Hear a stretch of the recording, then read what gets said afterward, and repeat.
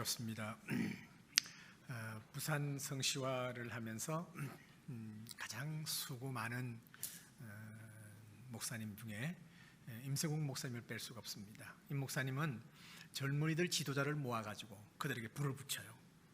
그러니까 예산도 별로 없으니까 찜질방을 다니면서 밤을 새면서 기도하고 그들을 통해서 또 청년들을 지도할 수 있도록 그렇게 불을 붙인 분이 임세국 목사님이세요. 그래서 제가 지금 현재 부산 성시화 본부장을 이제 벗고 이사장을 하면서 교회를 쭉 순방을 하는데 늦었어요. 한 달 전쯤 제가 왔던가 여기 왔는데 제가 아주 놀랐어요. 와, 임 목사님 물론 알고 있었지만은 임 목사님의 그 목회 현장에서 설교를 들으면서 무한한 가능성이 있구나. 여러분, 교회는 그저 외적으로 어떤 아름다움보다도 그 길을 리드하고 있는 하나님이 세운 권위인 담임 목사님이 어떤 분이냐 하는 거예요. 크게는 복음이 있더라고요. 그리스도의 피가 흐르더라고요. 그래서 와, 이 교회 무한한 가능성이 있다. 듣자 하니까 이 주위에 또한 재개발을 해가지고 많은 주택이 아파트가 들어선다는 소식을 들으면서 바로 이제 대형교회 시대가 오는구나 하는 생각을 했습니다. 임 목사님 말씀대로 다들 지금 교회가 마이너스 성장입니다. 그런데 부산이 지금 이렇게 성장하는 것은 하나님께서 귀한 종들을 세우셔서 이 어려운 가운데서도 소망을 주고 비전을 제시하고 젊은이들에게 꿈을 제시하는 지도자가 있기 때문이라고 믿습니다. 이런 무한한 가능성을 가진 임 목사님, 지금 연세도 너무나 멋있는 거예요. 아직 50이 안 됐죠? 아멘. 제가 올해 73이에요.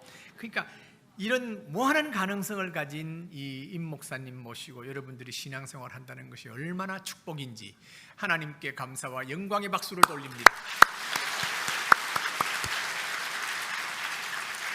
그래요.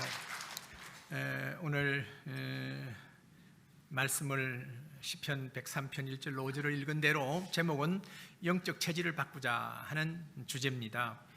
우리가 오늘날 약이 없는 진단을 받고 더 이상 의사가 손을 쓸 수 없는 그와 같은 병을 가진 사람들이 도시를 떠나서 저 산속에 들어가서 그동안의 생활 습관 고치고 또 음식, 지금까지 먹던 음식도 고치면서 이렇게 수년을 지냈더니 병이 나았다 하는 그런 소리 들어보셨죠? 그게 바로 뭔가 하면은 체질을 바꾸었다 그 말이에요. 그동안에 먹는 것도 생활 습관도 제대로 하지 않고 살아왔던 사람이 이제는 음식, 생활 습관 모든 걸 고치면서 그럴 수밖에 없는 그 상황. 산속에 뭐가 있어요? 그러면서 맑은 물 마시고 산소, 맑은 공기 마시고 그러면서 고쳤다. 체질 개선했더니 그렇게 병을 고쳤다는 말을 들으면서 바로 우리 그리스도인들이 왜 하나님의 백성인데 하나님의 자녀인데 이 땅 위에 우리가 잠시 나그네로 사는데 하나님의 백성이 세상과 다르게 살아야 되지 않느냐. 세상 사람들이 한숨 쉬고 탄식하고 걱정 근심하고 불평하고 원망할 때에 우리는 그렇게 하지 않아야 될 거 아니냐. 그게 왜 안 되느냐? 그게 왜 안 되느냐? 바로 영적 체질을 바꾸지 않았기 때문이다 라고 제가 보면서 체질 바꾸자 하는 것이 제가 은퇴하고 난 후에 교회 가면서 외치는 소리입니다. 오늘도 여러분 짧은 시간 말씀을 듣습니다만 그동안에 많은 말씀을 가졌습니다만 그 말씀을 통해서 영적 체질을 바꾸는 역사가 있기를 주의 이름으로 축원합니다. 그러면 어떤 체질을 바꿔야 되느냐? 영적 체질을 어떻게 바꿔야 되느냐? 그 말은 바로 우리가 늘 듣는 믿음의 체질로 바꾸는 거예요.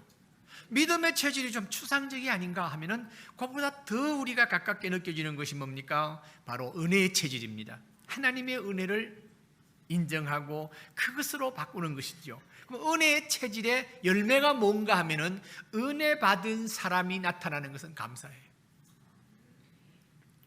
우리가 세상에 문제를 안고 기도원에 간다든지 우리가 철야를 한다든지 하나님 앞에 기도하면서 말씀을 통해서 은혜를 받고 난 뒤에 나타나는 것은 감사해요. 문제는 아직까지 해결되지 않았어요. 그런데 감사하며 찬양으로 바뀌는 놀라운 역사입니다. 이것이 바로 성령의 체질이요, 하나님의 체질인 줄 믿습니다, 여러분. 그래서 이 감사의 체질, 이것은 바로 성경이 말한 대로 의인은 뭐로 산다고 그랬지요? 믿음으로 산다고 그랬어요. 믿음으로 사는 그 열매가 바로 감사예요. 감사의 체질이에요. 그 감사의 체질로 살았던 하나의 성경적인 대표적인 이름을 들라고 한다면 저는 바울을 들고 싶습니다. 자, 골로새서 3장 15절 17절을 보기를 원합니다. 다 같이요. 그리스도의 평강이 너희 마음을 주장하게 하라. 너희는 평강을 위하여 한 몸으로 부르심을 받았나니 너희는 또한 감사하는 자가 되라. 그리스도의 말씀이 너희 속에 풍성히 거하여 모든 지혜로 피차 가르치며 권면하고 시와 찬송과 신령한 노래를 부르며 감사하는 마음으로 하나님을 찬양하고 또 무엇을 하든지 말이나 일이나 다 주 예수의 이름으로 하고 그를 힘입어 하나님 아버지께 감사하라. 바울은 무슨 죄가 있어서 감옥에 간 게 아닙니다. 이것은 어디서 썼느냐?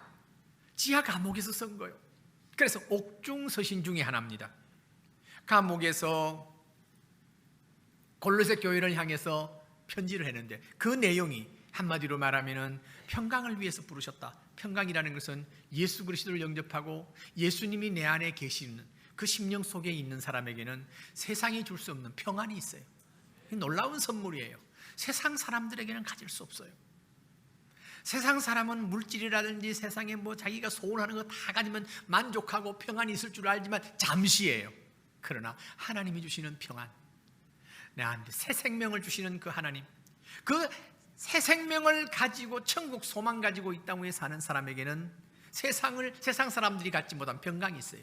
그 평강을 소유했기 때문에 그는 감사할 수가 있었어요. 그러니까 골로새 교인들 1세기 때에 거룩게 사는 사람들을 향해서 감사해라, 감사하는 사람이 되라, 거듭거듭 계속 이야기하는 것은 자기 속에 감사가 있기 때문이죠. 우리가 자녀들에게 감사하는 사람이 되어야 된다, 감사하는 사람이 되어야 된다 하면서 부모가 불평하고 원망한다면 자녀가 전혀 그것이 무슨 말인지 모르는 거예요. 그렇게 감사하면서 살면서 감사하는 사람이 되라, 마음이 닿는 거지요. 바울이 바래서 그런 거예요. 감옥에 가도 박해를 받아도 그런 어떤 어려운 상황 가운데서도 찬송과 감사를 그치지 않았어요. 사도행전에 보면은 감옥 가운데서 찬송하고 기도할 때에 지진이 일어나서 옥문이 터져요. 그래서 간수장이 그걸 보고는 야, 예수가 다 도망갔나 보다 해가지고는 그가 자결하려고 들었어요. 그때 바울이 멈춰라, 우리는 다 여기 있다, 다 여기 있다. 그래서 그걸 듣고 보고는 우리는 어떻게 하면 좋습니까? 라고 할 때에 주 예수를 믿으라, 그리하면 너와 내 집이 구원을 얻는다 해서 그 간수들이 모두가 다 회개하고 세례받고 예수 믿게 됐다는 사건이 사도행전에 있지 않습니까? 바울은 바로 어떤 상황 가운데서든지 그는 감사하고 찬양하는 사람이 됐다는 사실을 우리는 알아야 되는 것입니다. 그래서 성경을 볼 때 어떻게 이럴 수가 있느냐, 이럴 수가 있느냐, 그것은 영적 체질이 바뀌었기 때문입니다.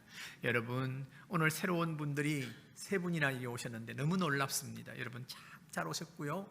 여러분들 이 교회에서 영적 체질을 바꾸어서 항상 평강이 넘치고 감사가 넘치는 삶을 살기를 주의 이름으로 축원합니다. 구약 성경을 보면은 이스라엘 백성들이 애굽의 노예 생활을 430년 동안 했어요. 그러니까 그들의 체질은 뭡니까? 노예 생활했으니까 항상 불평, 불만, 원망, 분노, 이런 체질이 아니었겠습니까? 그런데 하나님께서 모세를 통해서 그들을 약속의 땅 가나안 땅으로 인도하는 거예요.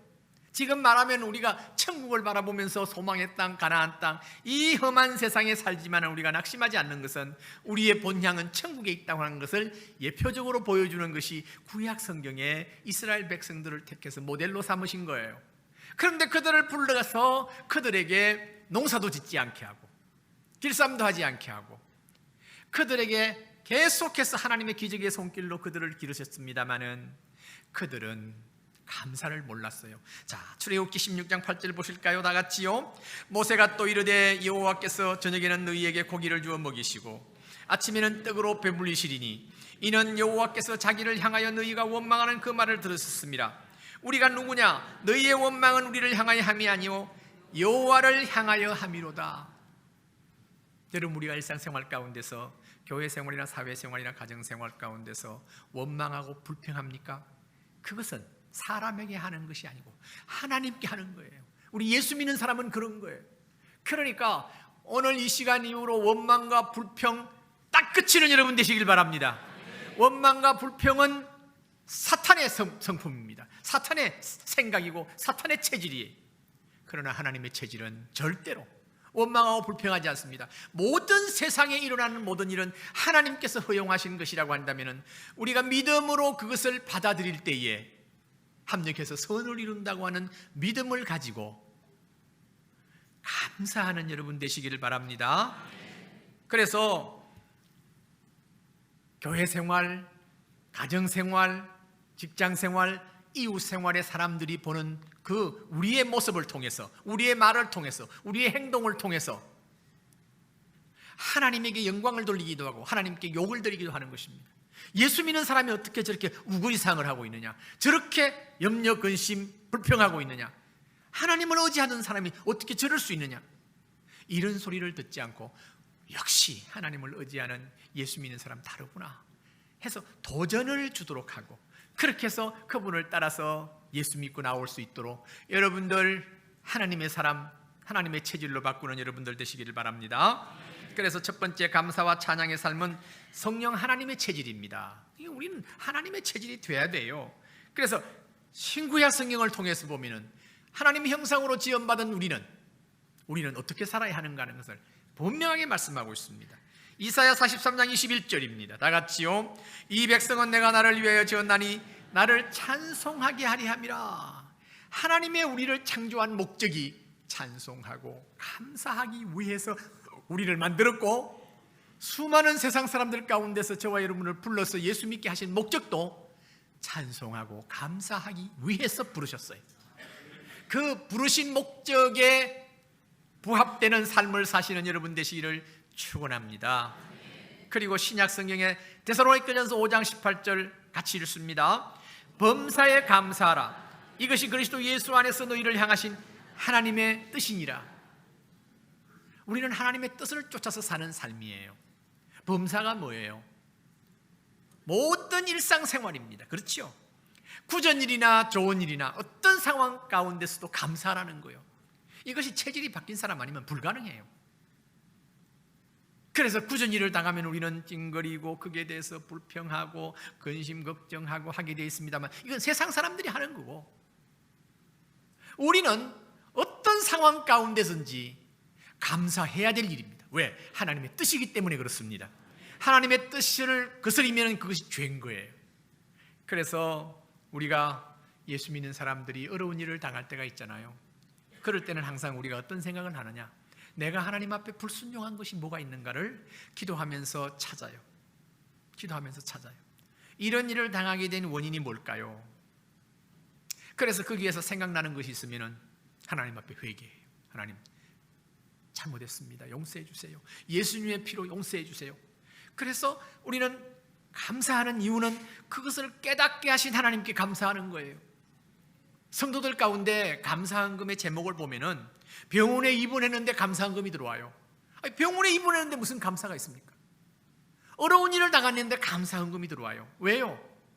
우리 예수 믿는 사람들은 그런 일을 당했을 때 항상 우리에게 깨닫게 해주시는 하나님의 사인을 받는 거예요. 그런데 어떤 경우에는요, 아무리 기도하고 생각해도 생각이 안 나요. 왜 이런 일을 당했는지 의미를 모르겠어요. 그렇다고 해서 하나님께 이럴 수가 있습니까 하고 불평합니까? 아니에요. 그럴 때는 하나님, 제가 잘 모르지만 이런 문제를 통해서 하나님께서 더 좋은 놀라운 은혜를 베풀어 주실 줄 믿습니다 해서 가불해서 감사하는 여러분 되시길 바랍니다. 그렇게 감사할 때에 하나님께서 그 감사가 하나님을 움직이고 그로 말미암아 하나님께서 주시는 더 큰 감사를 하게 하시는 줄 믿습니다, 여러분. 그래서 저는요, 제가 잡지인가 어떤 데를 제가 기독교 서적을 보다가 이 한 여인, 군대를 보낸 어머니의 편지를 읽고 제가 대단히 도전을 받았어요. 그래서 이것을 소개해 드리려고 합니다. 아들을 군대 보내고 첫 면회를 간 엄마의 글입니다. 제가 읽어드리겠습니다. 드디어 그날이 왔다. 군에 입대한 아들을 첫 면회하는 날이다. 혹시 빠뜨린 것이 없나 꼼꼼히 챙기느라 밤새 잠을 설쳤다. 강원도 양주군 신암리 산을 둘러싸인 이곳이 아들이 있는 곳이라니 면허 신청을 하고 면회실로 가는 중에 많은 군인들 틈에 섞여 있는 아들을 보았다. 주먹만한 얼굴만 나와 있는데 엄마는 아들을 쉽게 찾을 수 있었다. 신비스러운 사랑의 능력이리라. 면회실로 아들이 왔다. 나는 두 팔을 활짝 벌려 아들을 안았다. 얼굴을 부비며 이거 장한 내 새끼. 아들을 군대에 보낸 어머니는 따뜻한 잠자리가 오히려 가슴 아프다. 맛있는 반찬 한 입 입에 넣지 못하고 목까지 치밀어 오르는 그리움. 아들이 신던 신발만 봐도 아들 생각이 나고 아들의 방에 들어가 이리저리 둘러보면 소리 없이 눈물이 난다. 그 아들이 내 앞에 와 있는데 할 말을 다 잃고 나는 그저 이거 내 새끼 하며 등만 어루만졌다. 아버지가 잠깐 자리를 비운 사이 계속 환하게 웃으며 자리 놓으라고던 아들이 심각한 말을 해왔다. 엄마, 사실은 저 너무 힘들어서 괴로워 죽겠어요. 저보다 한 달 먼저 들어온 사병이 저를 얼마나 못살게 구는지 한번 대판 붙고 말 거예요. 매일 연병장을 뛰고 자기에게 와서 보고를 한 뒤 밥을 먹으래요. 제가 천식 있어서 아침 일찍 뛰는 것이 고통스럽고 다 뛰고 가면 식사 시간이 끝나서 밥을 못 먹어요. 아들의 말을 듣고 보니 나의 온몸에 힘이 다 빠져나갔다. 나는 심장이 딱 멎는 것을 같은 것을 겨우 참고 우선 심호흡을 했다. 그리고는 아들에게 말했다. 그 먼저 들어온 사병이 아무래도 자기가 졸병일 때에 비해 내가 편해 보여서 그런 것 같구나. 연병장을 더 잘 돌아라. 괴로워하며 억지로 돌지 말고 기뻐하며 노래하며 감사하며 돌아라. 감당할 만한 시험을 주께서 주신다고 말씀하지 않으셨니? 다 돌거든 상관에게 고맙다고 해라. 어쨌든 많은 사병 중에 너희에게 관심을 가져주는 것이 고마운 것이 아니냐. 그리고 분명히 기억할 것은 그 어떤 것보다 확실히 믿어야 하는 것은 하나님은 우리의 모든 것을 선으로 바꾸신다는 것이 아니겠니? 떨어지지 않는 발걸음을 돌려 집으로 돌아온 나에겐 또 하나의 일거리가 생겼다. 새벽 기도를 마치고 난 시간이 아들이 연병장을 뛰는 시간이라서 나도 우리 동네 초등학교 운동장을 돌았다. 그렇게 한 달이 다 되어갈 즈음에 아들에게서 편지가 왔다. 이 세상에서 내가 가장 사랑하는 어머니로 시작되는 편지는 읽으며 나는 한없이 눈물을 흘렸다. 아들의 편지 내용은 이랬다. 어머니, 저는 오늘에야 하나님의 축복이 시련이라는 가면을 쓰고 오는 것을 알았습니다. 그동안 연병장을 뛰면서 화도 내고 원망도 하며 그날로 끝장을 낼 생각까지 했습니다. 어머니의 말을 듣고 순종하며 오늘도 완전 군장을 하고 구보를 하면서 저는 엉엉 울고 말았습니다. 지난번 구보 때는 천식으로 숨이 막혀 뛰지 못하고 쓰러졌는데 오늘은 아무렇지도 않게 거뜬히 다 뛸 수 있었습니다. 하나님이 그 상관을 통하여 저의 지병인 천식을 다 고쳐주신 것입니다. 그 상관이 너무 고마워서 고맙다고 격려를 했더니 의아한 표정을 지으면서 내일부터는 뛰지 말라는 것입니다. 어머니, 내일부터는 제 스스로 뛰겠습니다. 어머니께 이 기쁨을 할렐루야 소리쳐 보내드립니다. 어머니, 제 목소리 들리면 기뻐해 주십시오. 그 이후 아들도 나도 우리 인생에 달려드는 어떠한 시련도 두려워하지 않고 감사로 맞서고 있다. 시련이라는 가면을 벗겨내면 그 속에 축복이라는 실체가 숨겨져 있는 것을 항상 경험하기 때문이다. 예수님과 함께하는 인생은 결코 불행할 수 없는 그대입니다. 여기 엄마는 영적 체질로 바뀌지 않았습니까? 아멘이죠? 여러분도 충분히 이렇게 할 수 있을 줄 믿습니다. 로마서 8장 28절 함께 읽습니다. 우리가 알거니와 하나님을 사랑하는 자 곧 그 뜻대로 부르심을 입은 자들에게는 모든 것이 합력하여 선을 이루느니라. 할렐루야. 그렇습니다. 모든 건 하나님의 허용입니다. 하나님이 모르시는 것이 없습니다. 억울한 일, 불행한 일, 어떤 일일지라도 우리 하나님께서는 모르시는 것이 없고 다 알고 있다고 계신다면 그것이 하나님의 허용이에요. 하나님의 허용이라고 한다면 그것이 우리를 못 살게 하기 위해서가 아닙니다. 망하게 하기 위해서가 아닙니다. 독생자까지 아낌없이 우리를 위해서 내어주신 하나님께서는 우리를 위하여 지금도 살아서 우리와 함께 하시며 부족한 저와 여러분을 통해서 하나님 당신의 뜻을 이루시는 줄 믿습니다. 그 믿음 가지고 상황만 보지 마시고 환경만 보지 마시고 하나님의 손길이 분명히 합력해서 선을 이룬다는 믿음을 가지고 찬양하고 감사하는 여러분 되시기를 바랍니다. 오늘 우리가 시편 본문을 우리가 읽었습니다. 시편 103편 1절로 2절을 같이 읽겠습니다. 내 영혼아 여호와를 송축하라. 내 속에 있는 것들아 그의 거룩한 이름을 송축하라. 내 영혼아 여호와를 송축하며 그 모든 은택을 잊지 말지어다. 송축하라. 누구에게? 하나님께. 누가? 내 영혼을 향해서 말하는 것입니다. 지금 이 시편 저자는 하나님을 송축하라고 자신을 향해서 지금 말하고 있어요.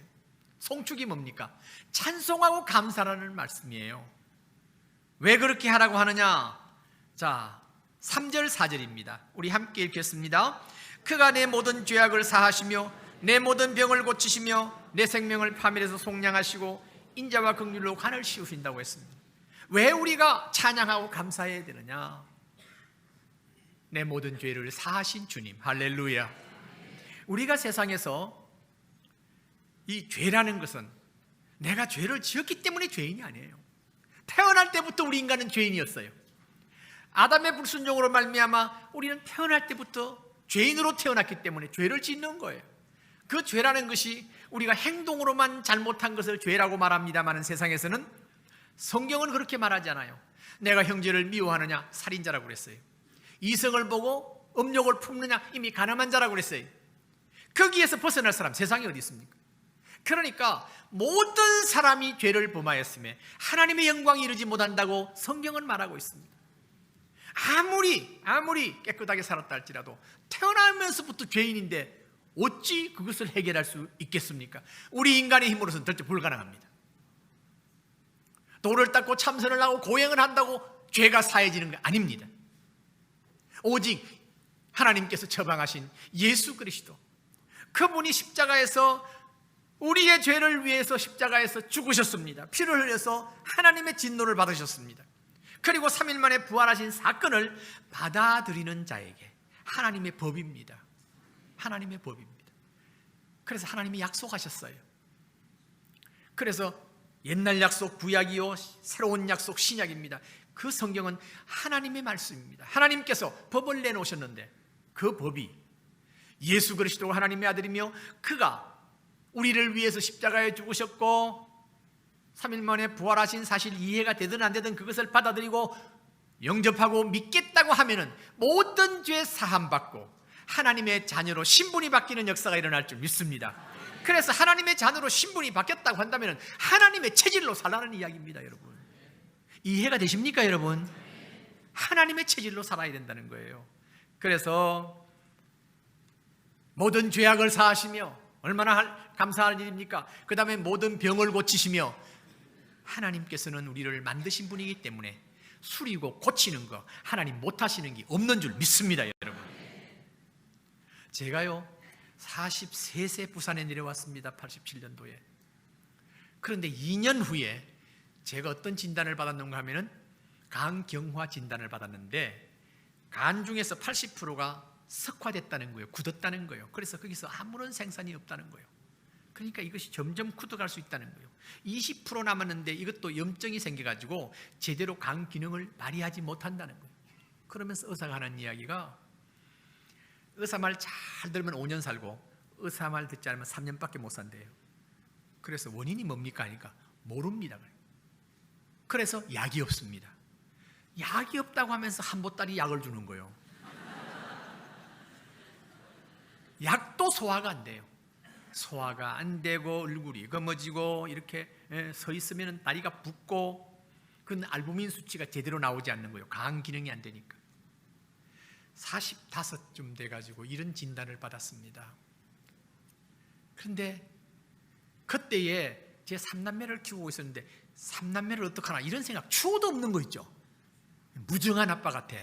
내가 하나님 앞에 섰을 때에 내가 하나님 앞에 어떻게 뭐라고 설 것이냐 하는 생각만 하는 거예요.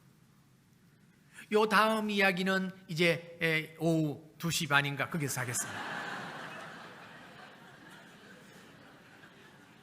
어떻든 제가 70이 넘도록 살고 있는 것은 하나님의 은혜요.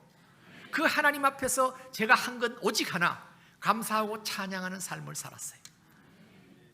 여러분, 그래서 하나님의 인자와 긍휼로 관을 씌우신 것이 뭔가 하는 것을 저는 체험을 했습니다. 그래서요, 간병 있는 사람들은요 저를 만나면 굉장히 위로를 받습니다. 예? 간경화는 암과 같은 것이고 거의 다 8, 90% 암으로 돌아가요. 그래서 이 암병 있는 분이 이번 주일날 하나님의 은혜를 입기를 주의 이름으로 축원합니다, 여러분. 토마스 아킨퍼스는요, 감사하는 사람에게는 언제나 은혜가 따라다닌다고 했습니다. 감사의 DNA가 이미 내장되어서 하나님께서 우리를 창조했어요. 그런데 인간의 이 범죄 때문에, 죄 때문에, 아담의 범죄 때문에 그것이 파괴돼 버렸어요. 그런데 하나님께서 그것을 다시 회복시킨 것은 재창조였습니다. 예수 그리스도를 이 땅에 보내주셔서 예수 믿는 사람을 통해서 새롭게 창조한 거예요. 그래서 누구든지 그리스도 안에 있으면 새로운 피조물이라. 이전 것은 지나갔으니 보라, 뭐요? 새 것이 되었도다. 저와 여러분은 예수 믿었기 때문에 완전히 새로운 DNA가 하나님께서 주어졌습니다. 그래서 그 DNA는 바로 감사라는 DNA예요. 그걸 활용만 하면은 우리는 어떤 문제를 만난다 할지라도 그 문제를 이길 수 있는 하나님의 놀라운 손길을 경험할 수 있습니다, 여러분. 그래서 스페인의 극작가 돈키호테를 지은 세르반테스라는 사람이 이런 말을 했습니다. 인간이 범하는 가장 큰 죄는 감사할 줄 모르는 것이다. 인간이 범하는 범죄가 어떻게 감사할 줄 모르는 거냐? 처음에는 이게 도대체 어떤 말이냐? 따지고 봤더니 맞는 말이에요. 살인보다도 감사하지 않는 것이 더 큰 죄라는 거예요, 여러분. 그래서 감사와 찬양은 두 번째, 영육간에 막강한 영향력을 행사한다는 사실입니다. 막강한 영향력을, 감사와 찬양이 막강한 영향력을 행사합니다. 시편 103편 5절입니다. 다 같이요. 좋은 것으로 내 소원을 만족하게 하사 내 청춘을 독수리같이 새롭게 하시는도다. 어떤 사람이 이런 축복을 받느냐? 바로 하나님께서 베풀어 주신 은택을 잊지 않고 본질적인 나의 모든 죄를 사해 주신 하나님의 그 큰 사랑을 생각하면서 감사하는 사람, 이 사람이 바로 좋은 것으로 내 소원을 만족해 하시며 내 청춘을 독수리같이 새롭게 한다는 이야기입니다. 여러분, 기독교에서 상징적인 그 새가 바로 독수리고 또 물고기입니다. 그래서 초대교회 때 이 물고기 그림은 그리스도인을 상징했습니다. 왜냐하니까 이 물고기는 살아있으면 절대로 떠내려가지 않습니다. 죽은 물고기가 떠내려갑니다. 예수 믿는 사람은 세파에 휩쓸려서 세상과 타협하면서 그렇게 흘러가지 않는단 말입니다. 예수 믿는 사람은 역동적으로 삽니다. 세상 사람이 향락과 욕망과 그런 욕심 가운데서 살 때에 하나님의 백성들은 절대로 그렇게 살지 않습니다. 하나님의 뜻을 따르면서 순종하면서 사랑하고 베풀면서 섬기면서 사는 삶을 산다는 말씀이에요. 그래서 물고기는 기독교를 상징하는 것으로 저 로마에 가서 카타콤베를 가보면 물고기 그림들이 있습니다. 여러분, 역동적인 삶을 산다는 것이죠. 독수리도 마찬가지입니다. 독수리는 바람이 불고 할 때에 숲을 속에 들어가서 숨지 않습니다. 오히려 바람을 역류하면서 비상합니다. 그래서 창공을 합니다. 우리 예수 믿는 사람들은 세상과 휩쓸려서 뒹굴면서 그렇게 떠내려가는 삶이 아니란 말씀이에요. 역동적인 삶을 사는 사람들이에요. 근심하고 걱정하고 탄식하고 원망하고 불평할 때에 우리는 찬송하고 감사하는 삶이란 말씀이에요. 여러분, 양옆을 보면서 감사하면서 삽시다. 감사하면서 삽시다. 감사하면서 삽시다. 그렇습니다. 성경에 보면은요, 도무지 이해가 안 되는 사건들이 너무 많습니다.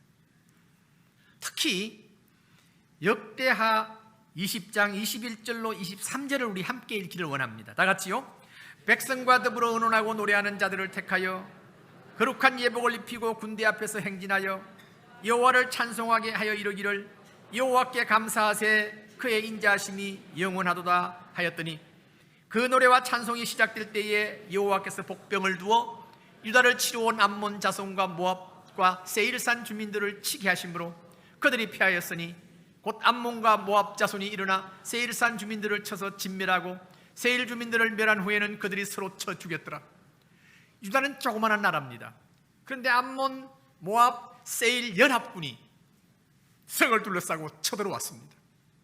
이걸 보면은 기겁을 하지 않습니까? 문무백관을 거느리고 왕들이 어떻게 하면 좋으냐 하고는 덜덜 떨면서 총동원령을 내려서 전쟁하겠다고 해야 될 텐데 거기서 결론을 어떻게 내리느냐? 성가대를 먼저 조직하고 앞장서서 여호와를 하나님을 찬양하고 노래하면서 앞장을 섰습니다. 그런데 놀라운 일은 복병들이 나타났다는 것은 아마 천군 천사가 나타난 것 같아요. 그래서 1차적으로 부수고는 그 다음에 보니까 저희들끼리 서로 치고받고 적들이 마지막에는 자기들이 다 진멸해버리고 말았어요. 만화 같은 이야기죠.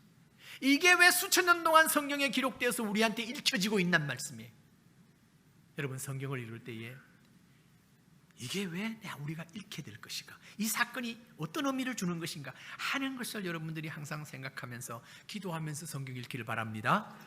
감사와 찬양의 능력이 얼마나 놀랍다는 것을 보여주는 사건이에요. 오늘날도 그 하나님 우리의 하나님인 줄 믿습니까? 암몬, 세일, 모압 자손들을 완전히 진멸시킨 그 하나님이 오늘날 우리의 아버지 하나님인 줄 믿으시면 아멘 하시길 바랍니다. 하나님께서 오늘날도 살아계시어서 믿음을 가진 하나님의 백성들과 함께 산다는 사실입니다. 우리가 죽어서 천국 가는 것만이 축복이 아니라 천국 백성을 이 땅 위에 살려놓으신 이유가 있습니다. 그것은 바로 하나님께 기쁨과 영광을 돌리기 위함인 줄 믿습니다. 그래서 감사와 찬양은 실제로 우리 몸에도 놀라운 치료 효과를 발휘하고 있다는 것을 우리는 확인할 수가 있습니다. 미국의 MD 앤더슨 암센터의 종신 교수인 김신 박사님이 계십니다. 이분 참 믿음 좋은 분이고 세계적으로 암을 연구하는 최고의 전문 박사이십니다. 몇 년 전에 저희 내외와 더불어 함께 식사를 하면서 교제를 했습니다마는 이분이 하는 이야기는 하나님께서 우리를 만드실 때에 여기에 소위 말해서 NK셀이라고 하는 내추럴 킬러 셀이라고 하는 자연 치료력을 우리에게 주셨다. 면역 체계를 이미 주셨다는 거요, 만드실 때에. 그래서 그것을 통해서 우리는 병마를 물리치면서 우리가 건강하게 정신적으로나 육체적으로 살 수 있도록 하나님께서 이미 만들어 놓으셨다는 거예요. 그런데 인간의 조상 아담이 범죄함으로 말미암아 이 DNA가 파괴를 됐어요. 파괴돼 가지고 이제는 특별히 하나님의 백성들에게 겨우 소위 연명하도록 했는데 하나님께서 근본적인 치료를 예수님을 이 땅에 보내주시어서 예수님께서 이 땅에 오심으로 말미암아 새로운 피조물로 만드셨어요. 그래서 누구든지 그리스도 안에 있으면 새로운 뭐요? 피조물이라. 이전 것은 지나갔으니 보라 새 것이 되었다고 하는 것은 창조 때에 하나님이 주셨던 DNA, 소위 이 체계를 허락해 주셨다는 것입니다. 이것이 뭐냐 하니까 바로 면역 체계예요. 소위 NK셀이라고 하는 내추럴 킬러, 자연 치료력을 하나님이 회복시켜 주셨다는 것입니다. 그런데 이 NK셀이 소위 말해서 우리의 육체를 방어하고 정신을 방어하는 그와 같은 방위군이에요. 방위군 면역 체계가 어느 때에 힘을 잃어버리느냐, 그 힘이 왕성할 때는 병마를 이기면서 사는 거예요. 그런데 그것이 체계가 무너졌다. 그러면 병마를 보면서도 눈만 끔뻑거리고 있다는 것. 소위 경찰을 세워놨는데 도둑이 있는 것을 보면서도 손을 쓰지 못하고 있는 것과 같다는 말씀이에요. 어떤 때냐? 스트레스 받을 때. 스트레스 받으면서 염려하고 근심하고 탄식하고 절망하고 낙심하고 그리고 분노하고 거기에 대해서 원망 불평하게 되면은 이 NK셀이 하나도 힘을 발휘하지 못한다는 거예요. 아무 힘을 발휘하지 못하고 병균이 들어오면은 그대로 당할 수밖에 없다는 거예요. 그리고 그분이 하는 이야기가 우리 몸에 하루에도 수십 개 암세포가 들어왔다가 처단당하고 들어왔다가 나가고 한다는 겁니다. 그것이 바로 NK셀이 활발하게 움직일 때 가능합니다. 그런데 이 힘을 잃어버리면 어떻게 된다는 겁니까? 환자가 될 수밖에 없다는 거예요. 그래서 대부분 모든 질병들 보면은 자기 몸, 하나님이 주신 몸이에요. 우리는 그렇게 봐야 돼요. 우리 육체도 하나님이 주셨으니 이 관리 잘해야 된다고 생각합니다. 그래서 음식도 조심하고요. 또 생활 습관도 우리가 제대로 지키면서 하나님이 기뻐하시는 우리 몸을 만들어 가야 된다고 봅니다. 때로는 시간 내서 운동도 하고요. 너무 과욕을 부리다 보면은 아무것도 없이 오직 욕심 가지고 산다 보면은 병이 될 수밖에 없고 그 스트레스를 해결하지 못하면은 병이 될 수밖에 없는 것입니다. 그런데 감사와 찬양은 바로 이 NK셀을 아주 힘있게 만들어주고 활성화시킨다는 이야기입니다. 그러므로 말미암아 어떤 질병도 해결할 수 있는 그런 능력의 사람이 되는 줄 믿습니다. 그리고 일본의 한국인 3세인 동경대학 의학부의 하루야마 박사라는 분이 있습니다. 이분 역시 예수 믿는 사람인데 이렇게 말했어요. 뇌내혁명이라고 하는 저 책에서 사람의 마음의 생각은 단순히 생각으로 머물지 아니하고 구체적인 화학물질로 분비되어 건강에 영향을 준다는 것입니다. 그래서 아주 기분이 상하고 또 나쁘고 어떤 면에서는 불쾌하고 그렇게 해서 스트레스를 받게 되면은 르노와 아드레날린이라는 호르몬이 분비되면서 이것이 노화를 촉진하고 질병을 일으킨다고 그렇게 기록하고 있습니다. 반면에 기쁨이 있고 찬양이 있고 감사가 있을 때는 베타 엔돌핀이 나와서 이 호르몬이 분비됨으로 말미암아 병도 낫게 하고 그리고는 건강을 회복하게 된다고 하는 것입니다. 그러면서 이 사람도 예수 믿는 사람이에요. 하나님께서 우리에게 허락하신 이 소위 면역체계, 하나님께서 주신 이 찬양과 감사와 기쁨을 마음껏 활용한다고 한다면 120세까지 살 수 있다는 겁니다. 그러면서 하나님께서 그렇게 창조하신 이 높으신 하나님의 질서를 파괴하는 게 인간이라고. 여러분, 하나님께서는 우리를 만드시고 우리를 부르신 하나님께서 이 땅 위에서 염려와 근심 또 여러 가지 어려운 일을 만날 때마다 그것을 대처할 수 있는 무기를 주신 것이 바로 찬양과 감사인 줄 믿습니다. 그래서 이 김희신 박사가 그런 이야기를 해요. 어떤 연구소에서 한 교회를 이 모델로 삼아서 조사를 했대요. 그래서 이 NK셀의 지수, 소위 베타 엔돌핀이 어느 정도 있는가 하는 것을 조사를 했는데 성가대원과 비성가대원이 확실하게 차이가 나더래요. 어떤 차이냐? 성가대원은 비성가대원보다 1000배나 지수가 높더래요. 할렐루야. 그래서 내가 그랬어요. 박사님, 1000배라니요. 뭐 2배, 3배 정도는 모르지만은 1000배라니요. 나도 성가대 해봤습니다만 성가대 하면서 그저 뭐 감격하고 기뻐서 성가대 한 것이 아니라 어떤 때는 뭐 하도 하라고 그래가지고 억지로 들어가서 한 일이 있는데 1000배가 나왔대. 올해로 성가대 그만두겠다는 분 못 둘 걸 아마. 여러분, 우리가 한 주일에 한 번씩 나와서 예배하고 찬송하는 거 이것도 얼마나 감사한지. 어떤 경우에는 제가 은혜를 몰랐을 때는 교회 나와서 평신도 때입니다. 찬송을 그저 한국만 부르면 됐지 왜 반복해서 계속 부르냐 이런 불평을 했는데요. 제가 이 사실들을 알고 난 후에 물론 은혜 받고 난 뒤에는 달랐습니다만은 찬송을 반복해서 부르든지 어떻게 부르든지 이것이 얼마나 우리에게 축복이고 영육간에 얼마나 축복인지 찬양 가운데서 역사하시는 주님을 만나고 그런 체질이 바뀌면서 하나님의 놀라운 축복이 넘치는 여러분들 되시기를 바랍니다. 그래서 이 잠언 17장 22절을 한번 읽기를 원합니다. 다 같이요. 마음의 즐거움은 양약이라도 심령의 근심은 뼈를 마르게 하리라. 마음의 즐거움은 양약이라고 그랬어요. 그래서 의학적으로도 증명이 되고 있는 거예요. 이 하루야마 박사가 하는 이야기는 르노아드레날린, 그러니까 이 찬양하지 않고 감사하지 않고 분노하고 스트레스를 받을 때 이익이 많이 나오는데 이게 과잉으로 지속적으로 나오게 되면 혈압이 오르고 혈압의 흐름이 장애가 일어나고 이로 인해서 뇌에 있는 굵은 혈관이 막히게 되면 뇌경색이 일어나고 가는 혈관이 막히게 되면 기억상실이나 치매에 걸린다고 합니다. 그래서 하루야마 박사의 글에 의하면 성인병의 경우는 100%가 스트레스래요. 스트레스 안 받는 사람이 세상에 어디 있습니까, 여러분? 스트레스 다 받아요. 목사도 받아요. 그러나 명약이 있습니다. 스트레스를 치유하는 명약은 감사와 찬양인 줄 믿습니다. 그래서 항상 기뻐하라, 범사에 감사하라고 주신 하나님의 말씀은 영육간에 얼마나 축복인지. 교회 창립 46주년을 맞아서 정말 제가 영광스럽게도 이 강단에 섰습니다만 여러분 한 가지만 분명히 붙잡으세요. 덮어놓고 감사하시는 여러분 되시길 바랍니다. 따라하십시다. 덮어놓고 감사하자. 덮어놓고 감사하자. 그거는 여러분 믿음의 본질 아니면 도저히 불가능합니다. 믿음의 본질 아니면 도저히 불가능합니다. 시간이 됐으므로 저는 3번으로 넘어가겠습니다. 마지막에 자 보세요. 범사에 감사하는 체질은 믿음의 본질에서 찾아야 됩니다. 믿음의 본질 아니면 불가능해요. 어떻게 덮어놓고 감사하고 무조건 감사할 수 있습니까?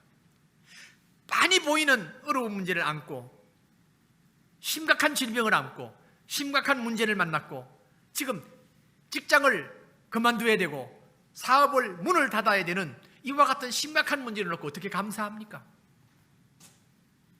그렇게 감사할 때에 하나님이 역사하신다는 거예요.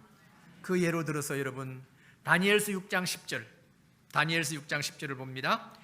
다니엘이 이 조서에 도장이 찍힌 것을 알고도 나같이요 자기 집에 돌아가서는 윗방에 올라가 예루살렘으로 향한 창문을 열고 전에 하던 대로 하루 3번씩 무릎을 꿇고 기도하며 그의 하나님께 감사하였더라.